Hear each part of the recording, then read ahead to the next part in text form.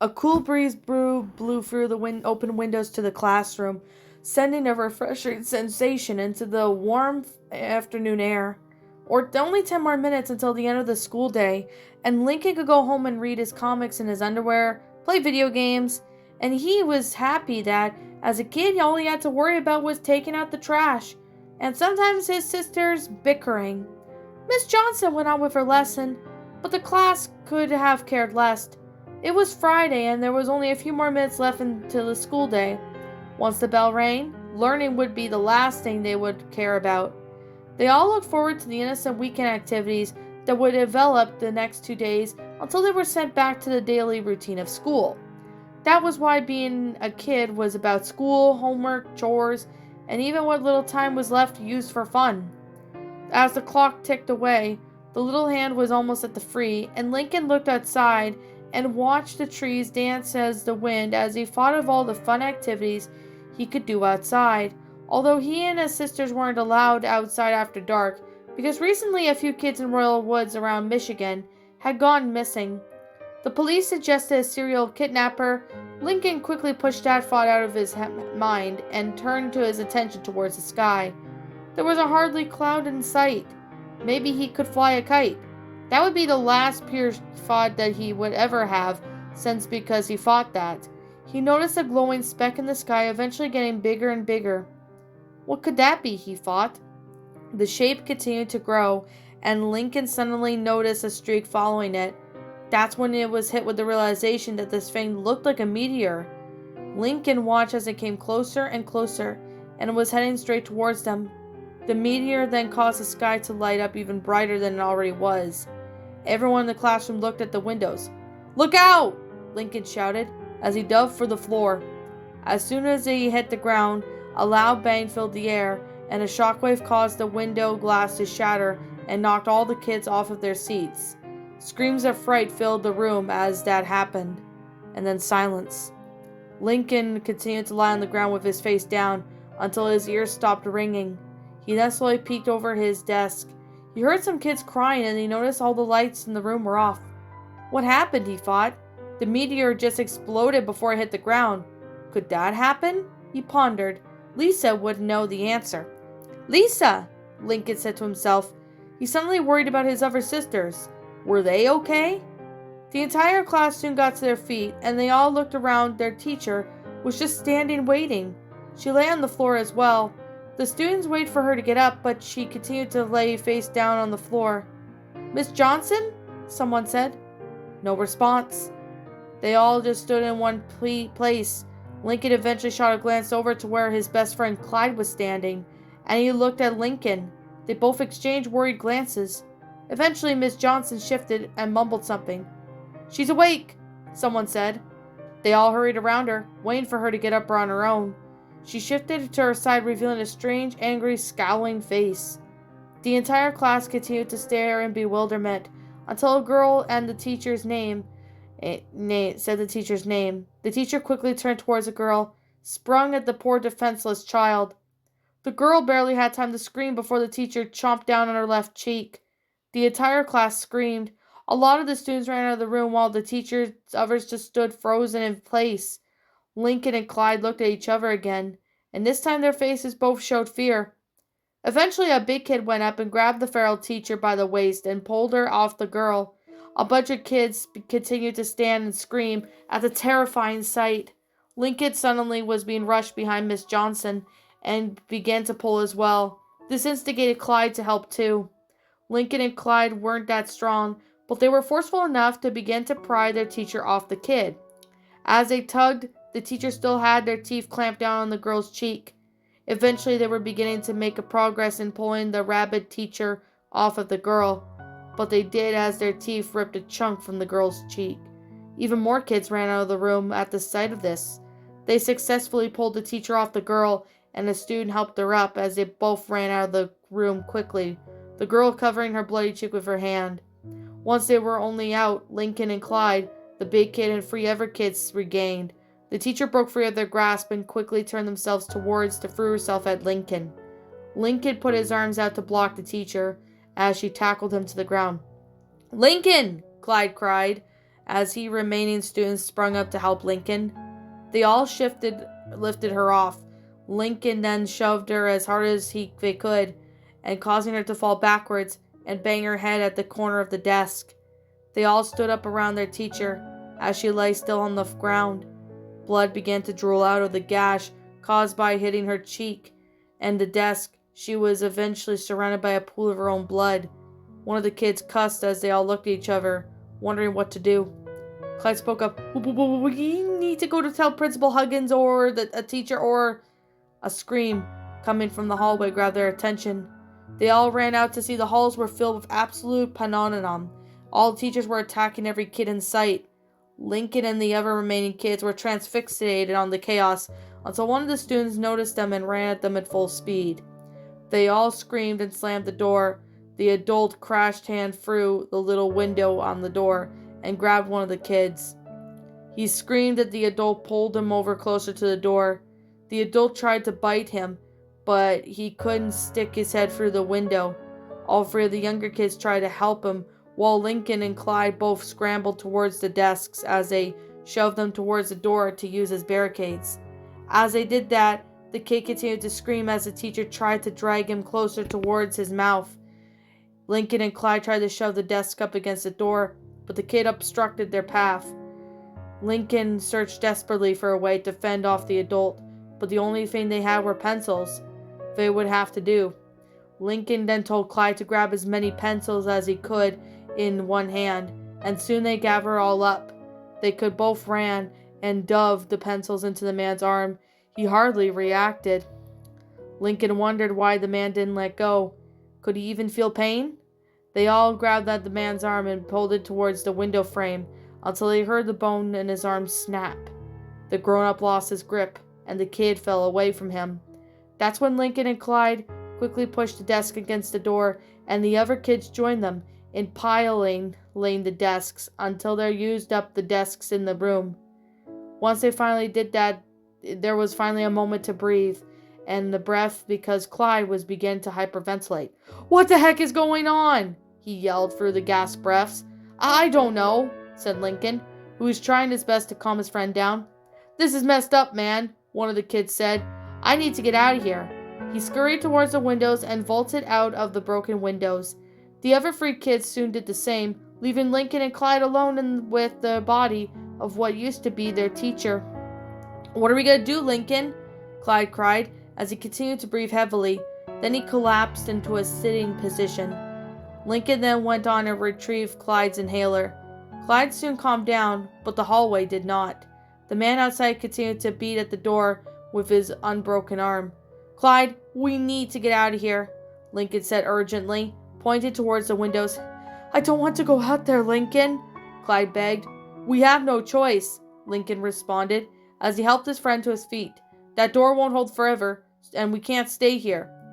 Clyde knew that Lincoln was right, but he was still hesitant. Lincoln assured him that he had his back with that, and they both went to the window, braced themselves for the carnage that they were most likely going to witness outside.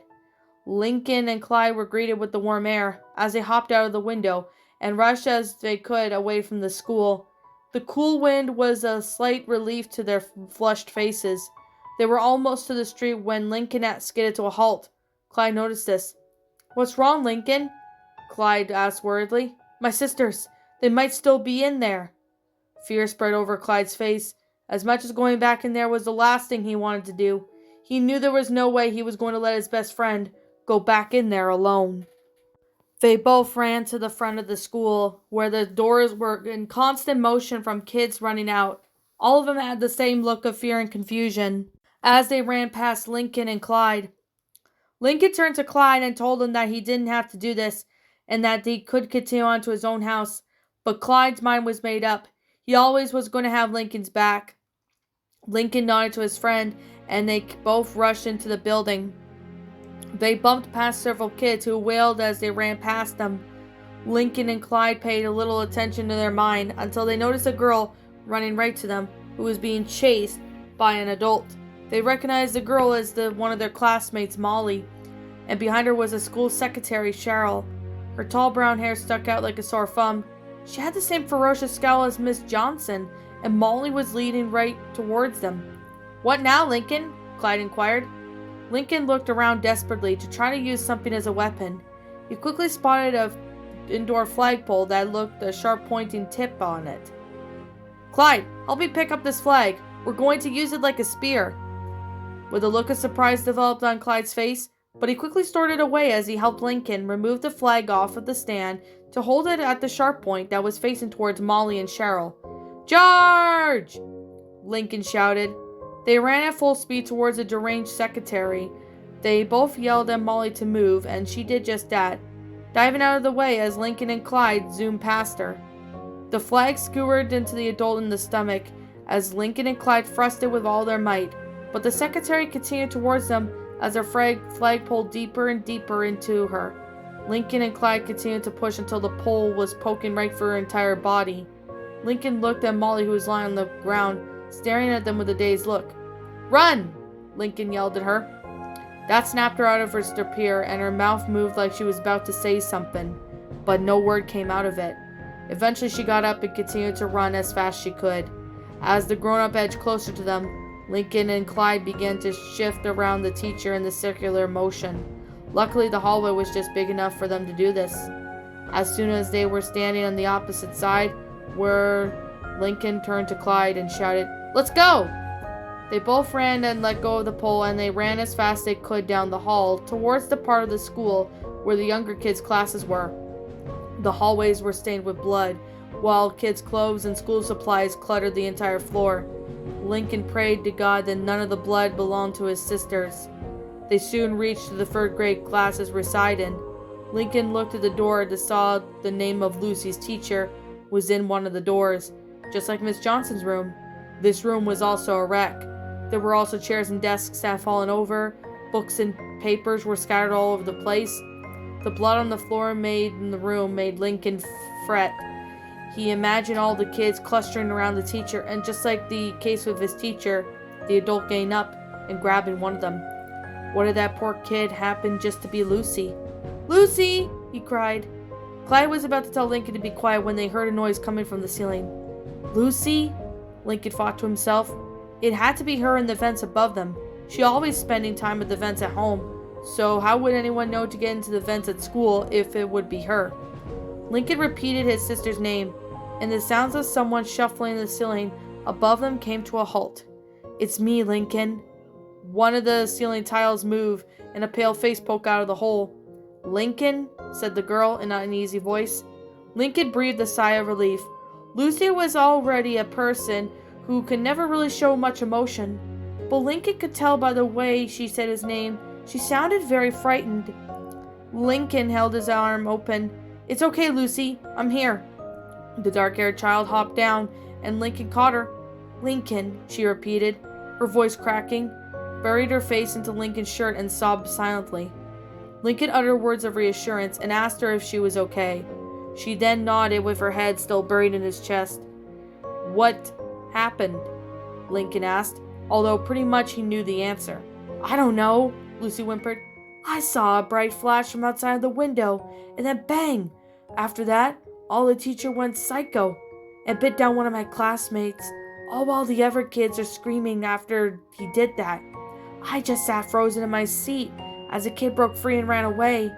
Fortunately, the teacher didn't see me as he ran after him. Then I could hear the screams coming from out the hall.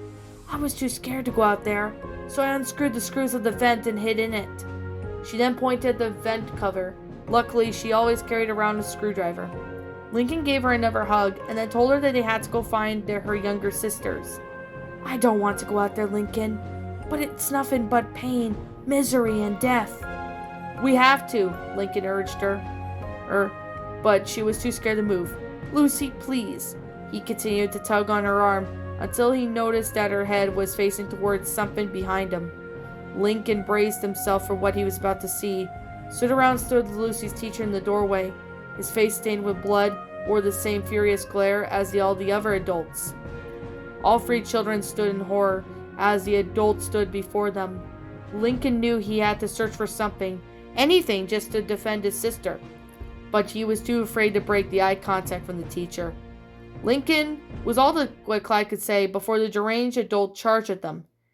Lincoln and Clyde both screamed, while Lucy's mouth hung open, although no sound escaped from it. Lincoln shoved her along with as they ran behind some desks that were huddled together.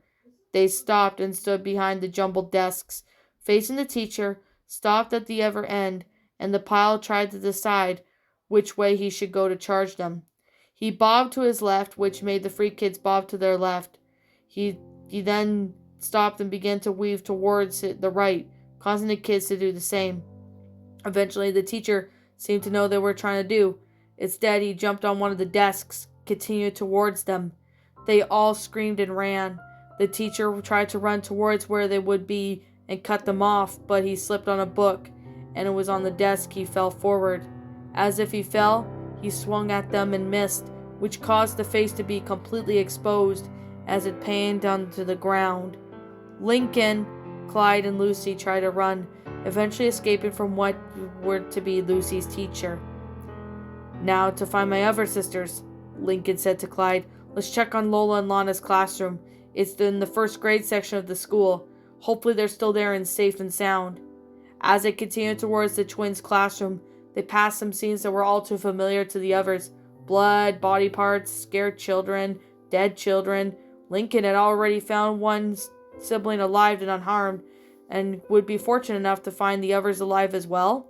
Soon they reached Lola and Lana's classroom, and Lincoln held his breath as he, Clyde, and Lucy entered the room. The classroom, surprisingly neat, didn't have any school supplies or body parts shown around the classroom. Lincoln scanned the room and noticed the desks. One of them was dirty and smudged with dirt, Lana, and the other one was clean and glitter spread across it was Lola. He then noticed a stain on the floor, possibly the blood of it to his sister's desks, made Lincoln panic. He followed the trail of blood towards the corner and noticed that a body that was of a teacher lying flat on her stomach, while a huge wound was on her head.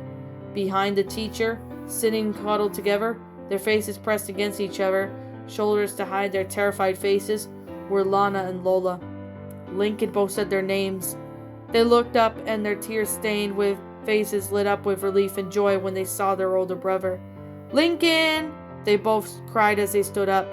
They both had some blood on their clothes, and Lana was grasping the monkey wrench that was stained with blood as well. As happy as Lincoln was to see his sisters, his heart sank once he put two and two together. The twins then ran up to Lincoln and embraced each other tightly, Lincoln not caring if he got blood on his shirt. "Are you two okay?" he asked, as he gingerly pulled him away. "The blood on your clothes." "We're fine," answered Lana. "But the blood," Lincoln began. Lana told him that after the blast had happened, the teacher went nuts and attacked a student that was sitting right next to Lola. So Lana pulled the monkey wrench from her desk and struck the teacher in the head until the student could get away. When the teacher pushed Lana off of her and tried to attack Lola, this time Lana dove into the teacher and kept hitting her on the head as she chased after Lola until she stopped moving. Lana and Lola were both sobbing by the end of the story. Lincoln pulled them over for another tight embrace, telling Lana how brave she was to protect Lola, which made her smile, then told them that they needed to get out of there and find Lisa. Lana gripped her wrench tight, and Lola began to cry harder. "I can't go out there, Lincoln! I can't!" Lola inconsolable at this point. Lincoln then turned towards Lana. "Will you be able to run?" he asked. Lana nodded. "Okay," Lincoln said as he picked Lola up. He held on to Clyde's hand. "Don't let go no matter what."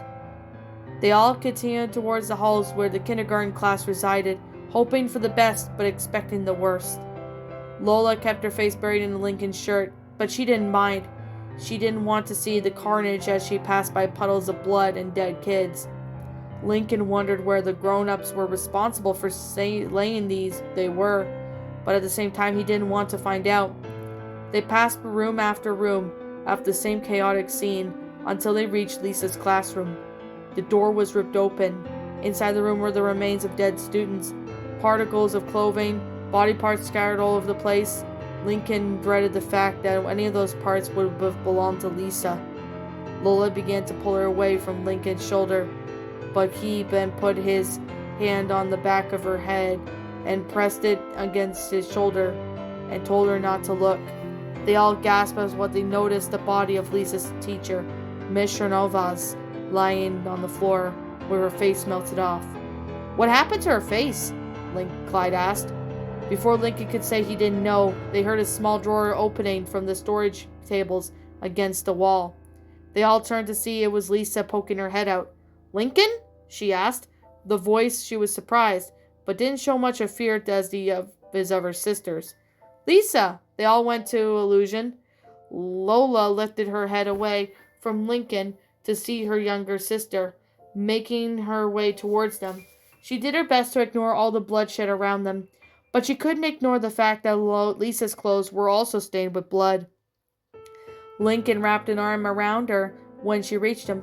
"Lisa, are you okay?" Lincoln asked, just as he and the others had. Lisa told him that she was fine and that the blood was from the other students. Lincoln was glad to hear that she was okay, but then he felt bad for being glad. He looked around all the body parts that belonged to the dead children who were probably had siblings who weren't as fortunate as Lincoln. All some miracle his sisters were as far unharmed. Then he asked Lisa what happened. Lisa recounted the horrors that had befallen on her class. The teacher, Miss Navas, was in the middle of reading class a story, while Lisa was doing with her experiment on the opposite side of the room, as she always was. When they all heard a loud explosion from beyond the walls of the classroom, it caused the ground to shake, and then the lights went out. The entire class began to panic as their teacher tried her best to calm them down. That's when they heard screaming coming from the outside of the room. Miss Navas then went out to see what happened. But when she rushed back in the classroom, locked door leaned against it. All the kids were speaking at once, asking what was happening, but she just slid down on the ground and began weeping. All the kids began to get really hysterical now, and that's when Lisa's teacher began to cough harshly, what seemed to be a tough time breathing. When then she rose her head up to show what Lincoln could only imagine was the same disturbing face as all the other adults had. All the kids screamed and cried, and bound towards them began to devour them one by one. Some of them tried to escape, but they couldn't since the door was locked. That's when Lisa tried to call her robot Todd to save them. But she couldn't because the device she used to summon it didn't work, and it was like the batteries had been drained. So Lisa decided to mix her chemicals until she concocted with something to defend herself. She only had one shot to use it, and what she created, so she could only watch in horror as her teacher continued to devour the students. That was until Lisa's friend Darcy was in line of the sights. Lisa quickly sprung into action and yelled at her teacher as loud as she could. The teacher then turned and was met with a face full of sulfuric acid. Lisa said that wail Miss Chernovaz let out was indescribable. The teacher then fell to the ground, and Lisa watched in horror as her face melted off. Once she was dead, Lisa took her keys and told Darcy to stay close to her and opened the door. That's when they were met with the large, towering figure they all recognized to be their gym teacher, Coach Pawlowski. With the lightning flash of speed and up to Darcy and had chopped down on her head, Lisa screamed her name, but her voice was drowned out by the screams of what few remaining kids in the class. Lisa knew it was too late for her friend. She tried to set her sights on the small past grown-up, but the coach blocked her entire doorway. All the other kids stood frozen in place, screaming and crying. Lisa knew that running was not an option. She had to hide, but the classroom was so small, so where could she hide? That's when she remembered the table where the vitals and chemicals were set. She instantly ran and hid in the drawer. She closed her eyes tight and covered her ears to block out the nightmarish sounds and death coming from outside. Lincoln just stood there with his mouth hanging open. Once Lisa finished her story, Lola buried her face back into Lincoln's shoulder. Lana was at the verge of tears. Lucy stood there silently looking down, and Clyde's breathing was heavier. It was the beginning of the story. And all while Lisa was just stood there with their faces stone cold. She was unfazed by what just happened. "Lisa," Lincoln began as he began to put a hand on his sister's shoulder, but it was interrupted by a familiar voice. "Lincoln!" They all turned to see a boy with a bowl cut standing at the doorway. Lincoln recognized the boy as one of his friends, Liam. Liam was looking at Lincoln and his sisters, but then he turned his attention towards the gruesome scene that surrounded the group with his eyes filled with tears. Lincoln suddenly remembered that Liam had a younger sister who was in the same class as Lisa. Liam, Lincoln began, but a large mass began behind the crying boy. Behind you! Liam looked over his shoulder to see the grotesque coach form of Pawlowski. Liam barely had the time to react before the large adult swiped him up and bit down on his head with a one continuous motion. Everyone screamed as the coach blocked the doorway and tore into Liam. Lincoln looked desperately for something to help them out. That's when he noticed the air duct vent in the corner of the room.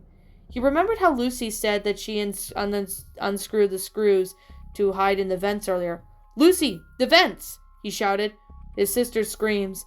Lucy heard him, and when he pointed at the vent at the corner, she knew exactly that this was his idea. She rushed over towards the cover and began to unscrew the screws as fast as her wrist would allow her to do. Lincoln set Lola down and told his sisters and Clyde to follow Lucy in the vent while he distracted Coach Pawlowski. No! They all cried. Just do it, he implored them. I can outmaneuver him. Lana relentlessly ran over to Lucy, but Lola began to cry and wrapped her arms back around Lincoln. Go! Lincoln shouted at Lola, whose tears were starting to flow down her cheeks. Clyde heard this and grabbed Lola to drag her away. Lola was crying and shrieking and flailing as Clyde continued to haul her away towards the others. Lincoln was astonished that Clyde was managing to hold on to her. Lincoln quickly turned his attention back to the coach, who was already halfway done with Liam. He looked over anything he could use to defend himself, but all what that lay around were bodies and kids' toys soaked in blood. Lincoln couldn't believe one grown-up could cause all this. He then looked back at the coach, who had just finished consuming the small boy and was barreling straight towards Lincoln. Lincoln risked taking his eyes off the coach, shot a quick glance at Clyde and his sisters. Lucy was still working on the vent and had only one more screw left. Meanwhile, Clyde was still holding on to Lola and had a hand over her mouth, while his other sisters just stared at him, wide eyes. He looked back at the coach, who was now within arm's reach. As soon as Lincoln realized this, he dove to his left, somersaulted all the way. That time of playing virtual video games had really paid him off. Lincoln's sudden movements confused the coach, who began to look around the room. Lincoln was afraid that he was going to spot one of his loved ones when he yelled at the adult. The coach quickly turned around and made another rush towards Lincoln. Lincoln briefly considered leading the adults into the halls and decided not to take his chances running into the adults. Lincoln kept driving the coach as he continued to make grabs at him. The adult was stupid but fast. Luckily, Lincoln was faster. He managed to keep some space between the coach and himself. Lucy finally finished unscrewing the final screw and removed the hatch. She then let her younger sisters crawl in first, and then Clyde let her crawl in before him. She then turned and hollered at Lincoln, who was standing behind Coach Pawlowski. They both looked at Clyde, who quickly crawled into the vent, and Lincoln took a step backwards as the coach looked back at him. All Lincoln had to do now was evade the infected adult one more time. The adult made a grab at Lincoln, who dove again, and sprinted as fast as he could towards the vent. The grown-up was keeping pace, somewhere his sick, twisted mind, as he realized that Lincoln was about to escape, and the thought of losing meal sent him to a frenzy. Lincoln knew he had to make a dive into the small vent. Lincoln just managed to do a vent slip and slide, an activity Lincoln abruptly was never going to do again. He gave it all he could and dove into the enclosed darkness of the vent. The dark edges of the vent scratched his arms as he slid into the cold metal. As he was in, but wasn't far enough for Coach Pawlowski to grab his shoes. Lincoln screamed and kicked frantically. Clyde and Lincoln's sisters were powerless to help, as the vent was too small for them to turn around. Luckily, Lincoln was able to squirm away due to the blood on Coach Pawlowski's hands. The grown-up tried to crawl in the vent, but unfortunately he was too big. Crawl! Lincoln shouted. The tight space made his shout loud and clear.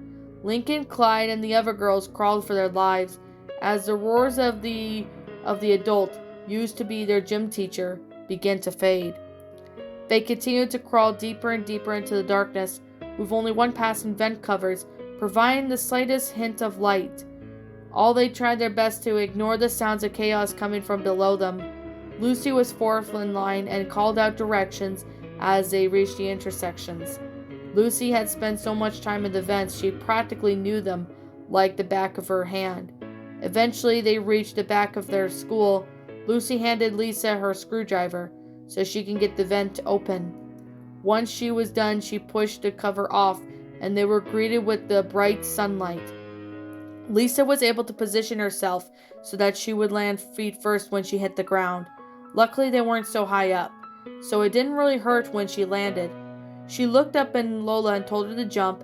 At first, she was hesitant, and it took some encouragement from her sibling to get her to leap. Lana, however, leapt without any hesitation, followed by Lucy, Clyde, and Lincoln. Once they were all safely on the ground, Lincoln hugged his sisters for once. Then, once they were done, Lola spoke up. "Lincoln, you could have gotten yourself killed!" Her eyes began to water again as she pressed her head back against Lincoln's body and wrapped her arms around him. Lincoln put a hand on her head. He tried to search for the right words to console her, but they needed to focus on getting to their house as soon as possible. They had to see if their mom and baby sister were okay, and Lincoln was glad that his youngest sister, Lily, was sick, and not the sick like the adults were, but sick as she had a cold, so their mom had to stay home and watch her. That's when Lincoln was struck with a horrifying realization from what he had seen. Only the adults were acting crazy. Why was that? No time to wonder about that now. They needed to get home as soon as possible. Lincoln lifted up Lola again. Lincoln turned to Clyde and his sisters. "Come on, guys, let's get the heck out of here." And they all ran as fast as their legs could carry them. The world outside was just as dangerous as the world inside the school. Everywhere they looked had the scene played out. Kids running from all over the place, the grown-ups attacking and devouring the kids who weren't as fast or strong enough to defend themselves. They passed several bloody scenes that were just in the school. Lincoln's heart then dropped when they passed by a baby stroller, was knocked over and covered in blood. All the while, same questions repeated in his head. Was his mom okay? Was his Lily okay? Was his older sisters okay? How did someone manage to have to be infected? All those thoughts swirled into his mind like a hidden tornado.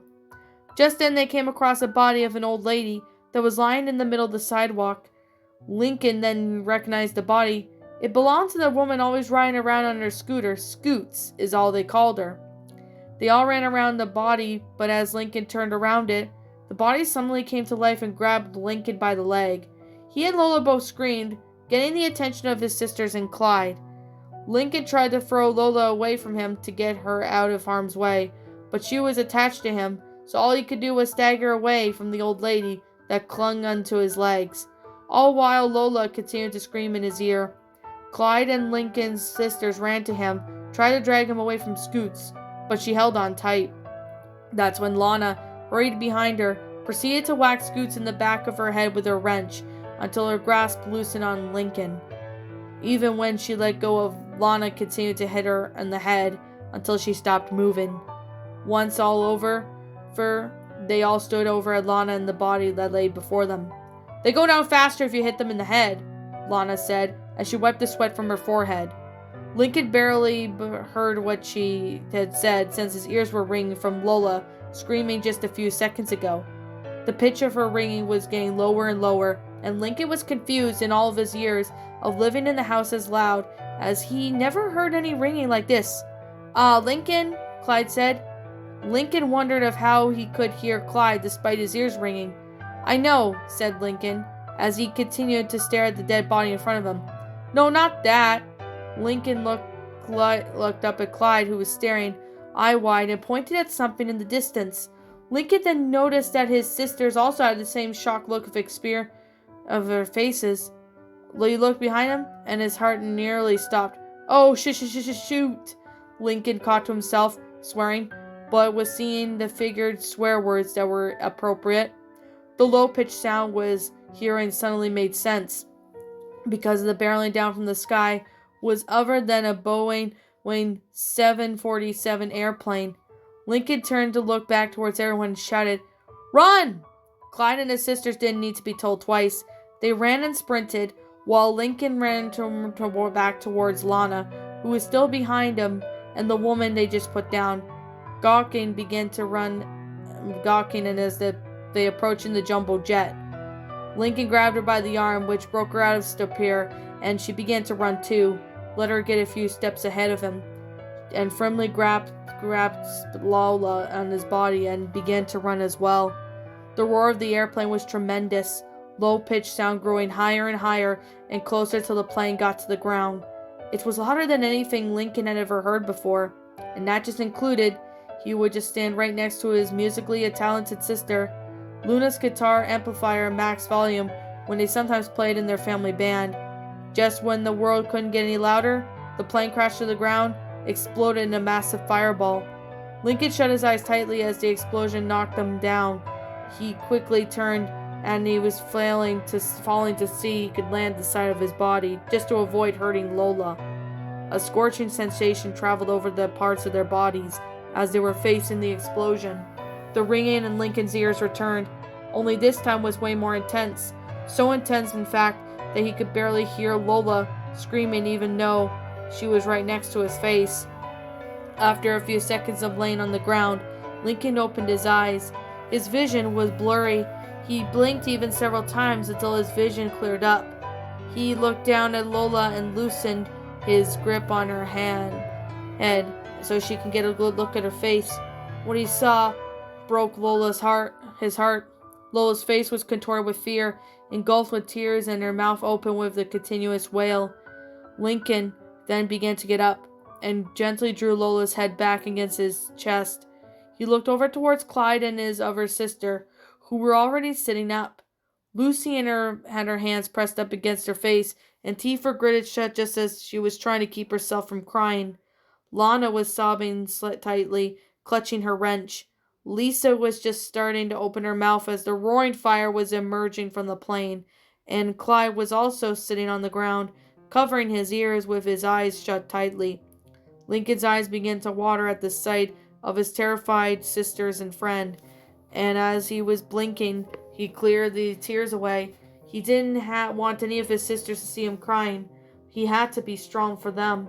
"Clyde," Lincoln said. Clyde's eyes remained shut. There was no way they were going to hear Lincoln's voice. Even Lincoln could barely hear his own voice due to the ringing in his ears. He walked over and poked Clyde's head. Clyde opened his eyes and Lincoln could tell he was crying. "Get up. We have to keep going," he insisted. Clyde wouldn't budge. He just stood there and stared at him. Lincoln knew Clyde probably couldn't hear him, but he had to at least try to give him an idea of what he was saying. "Come on," Lincoln urged, still being unable to hear himself talk, but he could tell his voice was loud due to him being still able to due to the vibration of his throat. Clyde turned around and looked at the fire that resulted from the plane. His eyes grew wider. Lincoln felt a tug in his arm. He looked down to see Lana that was pointing at the plane wreckage. Lincoln looked and his heart almost stopped again. They all stared intensely as the figures began to emerge from the monstrous flames. Adults. A large mass of grown-ups appeared in waves of flame like demons, escaping from the fiery pits of hell. Not a single adult they seemed to care about was on fire. They were all transfixed by the nightmarish sight. Lola, whose head was still blurred against Lincoln's shoulder, began to strain on her neck to see what they were looking at. Her movement broke Lincoln out of his trance, and he began just to head her back towards him. But he was all too late. She saw the approaching scorching forms of the adults and screamed.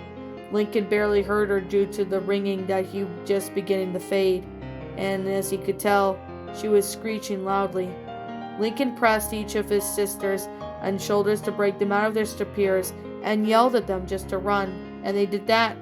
He then grabbed Clyde by the shoulder, hoisted him to his feet, and then he put his face up to Clyde's face to empathize of what they had just been telling him. "I said run!" That finally broke Clyde out of his daze. They were all running back for their lives, Lincoln not daring to look back at the blazing monsters that were pursuing them. A gnawing sensation of pain began to encompass his legs. He knew from all that running was taking a toll on his body, but he wasn't going to let that stop him. He had to stop going for his sisters, who was for sure at the beginning was going to get as sore as he was. The only difference that none of them were carrying a 40-something-pound-year-old 6-year-old. Still, that there was no way that he was going to slow down, not until they reached safety of their home, which was beginning to come into view. Lincoln then turned around to see the glance behind them. Burning adults were getting further and further away, but he could still see the flames from the plane and the dancing in the distance. They were only a few houses away from their home, the place where he and his sister spent their lives. To them, no place seemed safer. They were now in front of the neighborhood, Mr. Grouse's house. Soon all their worries and problems would be eased soon, and they could walk in through their front door, be greeted by their mom, who would be relieved to see them all alive and unharmed. She'd hug them in all nice, warming embrace, ensure them that everything would be okay, and that nothing would be able to hurt them again.